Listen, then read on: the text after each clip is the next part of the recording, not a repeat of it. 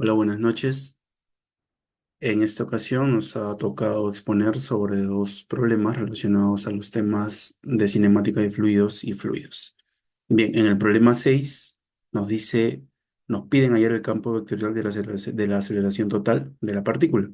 El enunciado nos dice que se tiene una partícula de un fluido líquido cuya velocidad está dada por el campo vectorial de la velocidad. O sea, esta es la velocidad expresada vectorialmente. Entonces, para poder hallar la aceleración, necesitamos derivar la velocidad. En este caso, vamos a tener las derivadas parciales tanto expresados en función de t, x, y y z, los tres últimos multiplicados por sus componentes, o sea, u, v y w. Bueno, tenemos resolviendo las derivadas parciales en función de t, en qué sumando presentamos t. Bueno, en el primero y en el tercer sumando. Entonces, haciendo la derivada parcial, tendríamos 3x al cuadrado por la direccional y menos z cuadrado por y cuadrado por el direccional k. Seguidamente, la misma derivada parcial por en función de x multiplicado por su componente. Entonces, ¿en dónde presentamos x? En el primer sumando, el segundo sumando, en el tercero no. Derivamos, tendríamos 6t por x y más 2z cuadrado j. Todo esto multiplicado por la componente u, que sería 3tx al cuadrado, más la tercera derivada parcial con respecto a y, que solamente está en el tercer sumando. Entonces tendríamos menos 2tz cuadrado y k, todo esto multiplicado por la componente que sería 2xz cuadrado, componente en j, más la última derivada parcial, en donde se presente z, que tendríamos en el segundo sumando y en el tercer sumando. En este caso tendríamos las derivadas parciales, en donde nos quedaría 4xz j menos 2tzy cuadrado k multiplicado por la componente en k. Sería menos tz cuadrado y cuadrado. Todo ello vamos a multiplicar los que estén en paréntesis, vamos a multiplicar distributivamente para poder desglosar y finalmente poder ordenarlos en una sola dirección, tanto en I, en J y en K.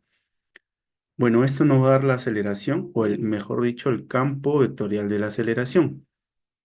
Esto nos va a dar la aceleración vectorialmente. Y bueno, se podría decir que tendríamos unas nuevas componentes tanto en I, en J y en K. Bien, uniendo tendríamos 3x al cuadrado más 18t cuadrado x cubo multiplicado, o bueno, todo esto expresado en el direccional y, más 6t z cuadrado x al cuadrado menos 4t x y cuadrado z cubo en j, más 2t cuadrado y cuarta z cubo menos 4t x y z a la cuarta menos z cuadrado y cuadrado expresados en el direccional k. Todo esto en metros por segundos al cuadrado por la aceleración. Bien, y si el problema requiere del módulo de la aceleración, simplemente vamos a reemplazar por las posiciones o los valores que nos den tanto en x, en y, en z y en t. Bueno, nos vamos con el problema número 7 de fluidos, en donde el enunciado nos dice que en la figura los diámetros interiores del conducto en las secciones 1 y 2 son de 50 el más pequeño y 100 el más grande, todo expresado en milímetros, respectivamente. En la sección 1 fluye agua a 70 grados centígrados con velocidad promedio de 8 metros por segundo. Calcula la velocidad en la sección 2, ¿sí? El flujo volumétrico, el flujo en peso y el flujo másico. Todo eso en la sección 2. Considere que el agua a 70 grados centígrados tiene un peso específico de 9,59 kilonewtons sobre metros cúbicos y asimismo la densidad a 70 grados centígrados equivale a 978 kilogramos entre metros cúbicos. Bien, analizando la tubería tenemos que va a circular el agua a misma temperatura, que es a 70 grados centígrados, por ende tendría las mismas densidades, puesto que nos dicen que tendremos dos tipos de densidades. Entonces, para una misma densidad tendríamos que esta expresión, que es el área 1 por la velocidad 1, va a ser constante. Mejor dicho, el área por la velocidad va a ser constante. Área uno por velocidad uno es área 2 por velocidad 2.